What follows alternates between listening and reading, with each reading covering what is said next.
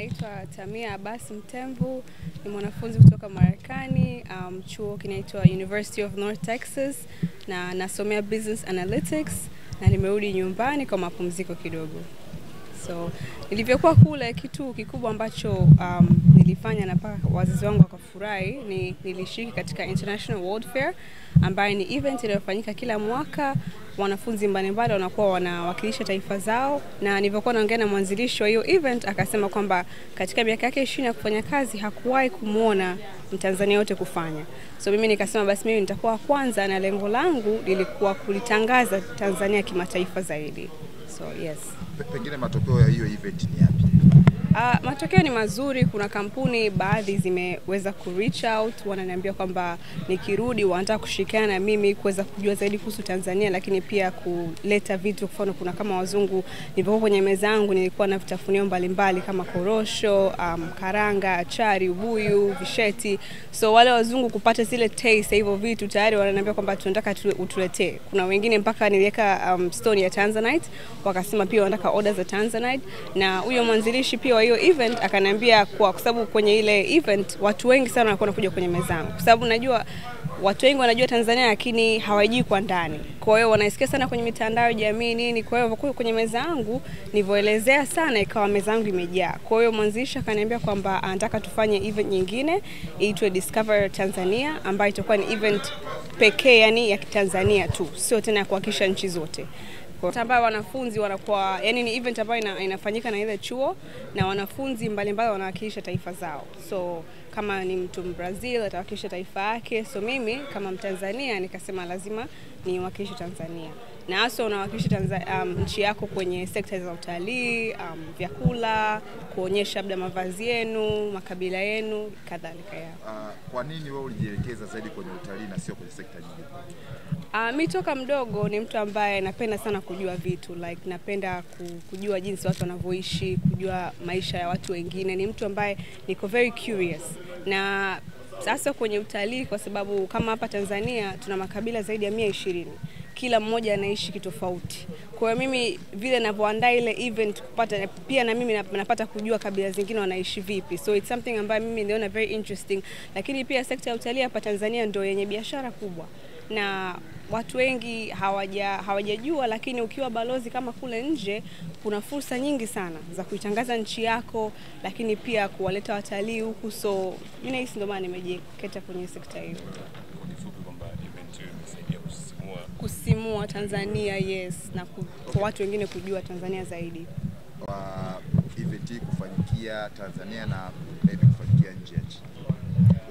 Mimi nahisi unajua kufanya nchi kama hapa Tanzania, kufanya event kama hiyo ni kitu kizuri pia, lakini ni kama kuienzi taifa, kwa sababu watu wengi tayari wanajua kuhusu Tanzania, kama tuna Mount Kilimanjaro, Serengeti, tayari tunajua hivyo vitu. Lakini ukifanya nje ni wewe wanakuja pale hawajui chochote. Wao wanajua Tanzania, wameona kwenye mitandao, Zanzibar nini, lakini hawajui ile upekee wa yani kiundani zaidi, uzuri wake wa undani zaidi. Kwa hiyo unapata fursa ya kuweza kuwaambia watu vitu vingi ambavyo walikuwa hawajui. Kama wengine walikuwa hawajui kama Tanzania ni muungano wa Tanganyika na Zanzibar. Kuna wengine walikuwa hawajui kwamba Olduvai Gorge ndio fuvu la kwanza la binadamu kupatikana.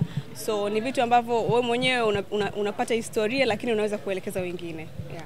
Umepata hiyo exposure sasa. Pengine nini kifanyike kwa sekta ya utalii na sekta mbalimbali ambazo zinagusa moja kwa moja taifa kimataifa?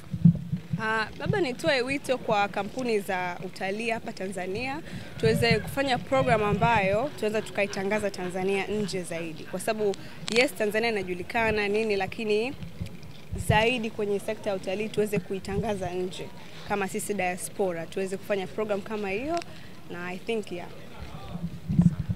Naitwa Mariam Mtemvu.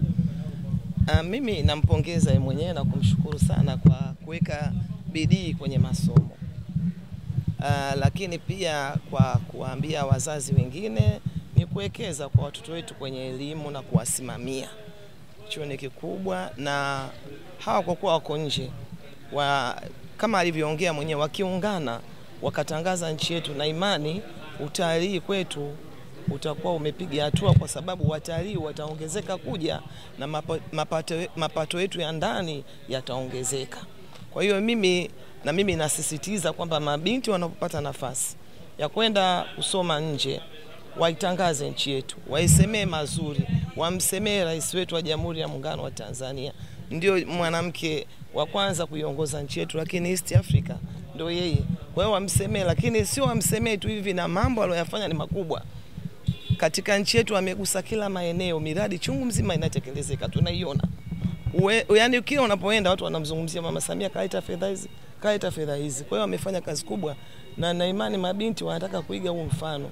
Kwa hiyo na yeye pia mimi namshukuru, namuona yuko katika kuutangaza utalii. Mama Samia mwanzo kabisa tulimuona akiutangaza utalii, alitoka nje. Na ilisababisha tuliona watalii wanakuja. Kwa hiyo kama mabinti kama wana wao wanatangaza, mimi nasema tunalisaidia taifa letu.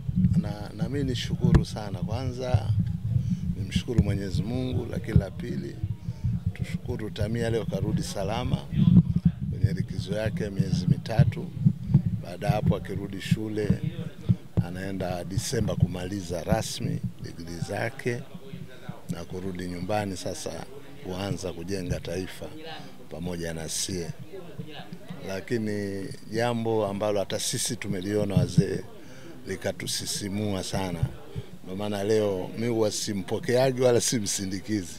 Lakini leo imebidi nije kumpokea kwa kazi kubwa aliyoifanya, na tukasema basi apate na maua yake kwa mambo ambayo kayafanya kule, kwa sababu baada ya lile tukio sisi hatukujua, lakini tumepokea simu nyingi zikipongeza kwamba amefanya jambo kubwa kwa nchi yake, tangaza utalii, lakini amemtangaza rais wake Daktari Samia Suluhu Hassan nje ya nchi kule.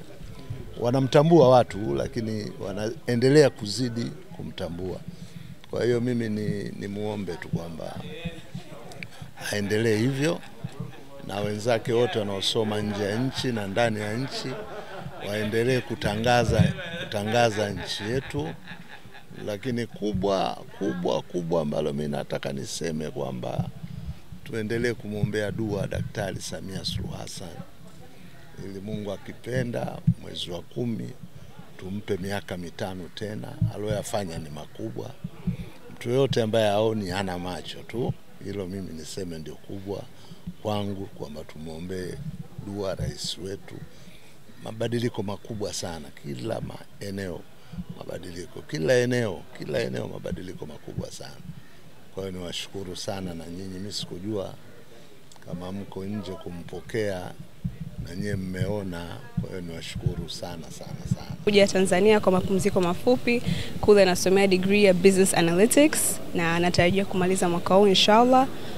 Nilishiriki katika International World Fair ambayo ni event inafanyika kila mwaka pale chuo, ambayo wanafunzi mbalimbali wanaonesha na kuwakilisha taifa zao.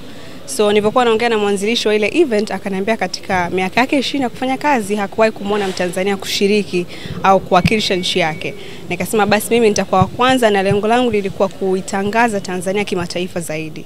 So katika event hiyo nilikuwa na meza yangu ambayo nilikuwa nimeweka picha za vivutio mbalimbali kama Serengeti, Olduvai Gorge, Zanzibar, Kilimanjaro, and niweka pia vitafunio, visheti, korosho, ubuyu, nikaweka na kahawa yetu, majani yetu ya chai. Yani kufanya hivyo vyote ili wageni wapate kuvutiwa kuja kwenye meza yangu.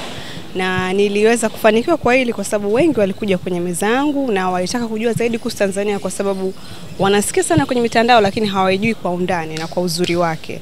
So wakaja kwenye meza yangu na wengi wakaniambia kwamba wanataka kuagiza vitu na hata Tanzania nini. Kwa pia hii imetujengea kwamba uaminifu, kwa maana mimi nikirudi nitawaletea na vitu.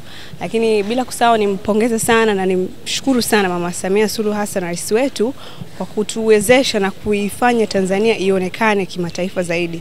Watu wengi wameisikia sana, watalii wengi wame-express interest ya kuja kutalii Tanzania, na ni kwa sababu yeye kainua sana hasa Tanzania kwenye sekta ya utalii. Kwa hiyo namshukuru kwa hiyo, na kwa wakati ambao nitakuwepo hapa nitashiriki kwenye kupiga kura kumuunga mkono mama yangu Mama Samia Suluhu Hassan pamoja na Chama cha Mapinduzi, na yote hii kwa sababu wao wamekuwa mstari wa mbele kutuwezesha sisi vijana kufanya vitu kama hivi vikubwa. Kwa hiyo asanteni sana. Hapa kwa upande wa utalii nini ambacho unakuhusia? Kwenye upande wa utalii, kwa sababu mimi toka mdogo napenda sana utalii. Yaani napenda kujua taifa mbalimbali, watu wanavyoishi, na sisi Tanzania watu wengi hawajui lakini tuna makabila zaidi ya 120. Kwa hiyo yote hii nimefanya kwa sababu nataka kujua zaidi hao makabila wanaishi vipi, wana vyakula vyao, vitu mbalimbali. Watu wengi hawajui hivyo vitu. So mimi nikaona nifanye hiki jambo ili na mimi niweze kujua zaidi kuhusu nchi yangu, lakini watu wazidi kujua kuhusu uzuri wake. So nimetarget sana mambo kama national parks kama Serengeti, Ngorongoro, Mikumi, Mount Kilimanjaro, Olduvai Gorge ambayo ndo fuvu la kwanza la binadamu lilipatikana, so vitu kama hivyo. Zanzibar. Nimeelezea kwamba kwa kipindi chake ametuongoza, tumeona mabadiliko makubwa na Tanzania imezidi kujulikana haswa hata kwenye mitandao ya jamii, kwa sio kama zamani.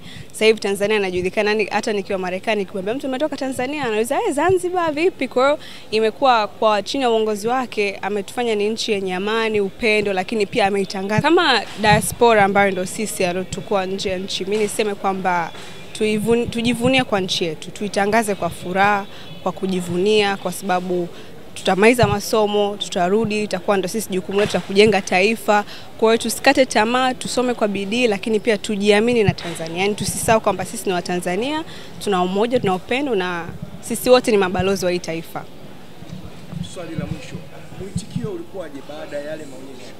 Mwitikio ulikuwa mkubwa. Kuna kampuni mbalimbali zimenitafuta zikaniambia kwamba wanataka kufanya individual event ya Tanzania peke yake. Hata yule mwanzilisha akaniambia kwamba anataka siku tufanye Discover Tanzania ambayo itakuwa ni siku pekee, yani event tujaribu kuorganize, mimi ni watafute na Watanzania wenzangu pale chuo tufanye ya Tanzania peke yake. So ni mwitikio mkubwa. Pia nimepata order za korosho, achari, ubuyu. Yani wazungu walipokuwa wanaonja hivyo vitu waliona ni vitu vya kipekee sana. Kwa hiyo yeah.